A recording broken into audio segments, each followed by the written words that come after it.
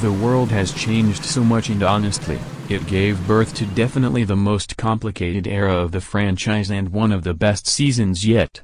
And it's only part 1. I mean, trust me, it's good. Don't listen to the people blinded by nostalgia. It's better than Crystallized, I tell you that.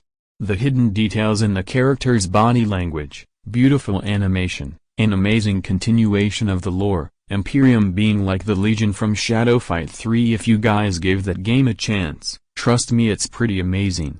But most importantly of all, answers and questions. Dragon's Rising answered many questions, but it raised many more. One thing lingering in every character and viewer's mind was, how did this happen? Well, lucky for you. Today we answer just that with the power of theory. Short answer? Balance ruined. Long answer?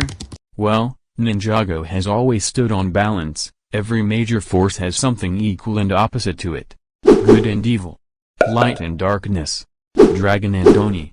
When one of these get destroyed, the balance is ruined, and chaos ensues. Now with that explanation out of the way, let's time travel a few millenniums back. Wojiro has long since been set to rest by Naiad. The first Spinjitzu master has created the place we all know and love. All is good in the world. Except for one small issue, the Oni are hunting the FSM, and they decide to build and settle inside of the Oni temple. The Oni were the only direct opposite of the powerful dragon side of the FSM. Him alone was equal to the Oni, and that opposition was the balance. Eventually, the Oni went away, leaving behind the Oni masks, Mystique, FSM's Oni side, the Oni temple, and eventually Garmadon and Wu also got into the mix with their Oni side. But one by one, every hint of Oni started to disappear, ruining the balance. FSM departed from Ninjago for unknown reasons, Mystique was killed, Oni masks were destroyed, and Garmadon slowly began to lose his evil. Even in very little amounts, it still matters. Finally, at the end of Crystallized, the last major sign of Oni, the Oni temple, destroyed by a dragon made of golden power and the 4 core elements. Do you see the imbalance of this war? As you probably know, all the realms are interconnected, so if one loses the balance, the other also gets affected. Previously, the realm of Ninjago was destroyed by the destruction of another, but this time, the realms merged. This time, the effects were much greater. But how? How exactly do the source dragons connect to all this? How does Wu's saying about the coalescence connect to all this? Let's answer one by one.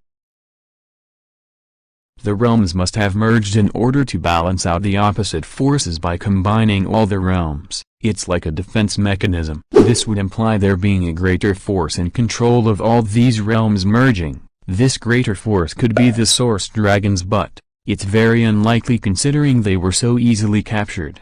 Who knows, perhaps we'll find out in the future of the series. As for Wu's saying about coalescence, remember, family is key. He could have been talking about the FSM bloodline, and how they did not focus on balancing their own sides, as a family.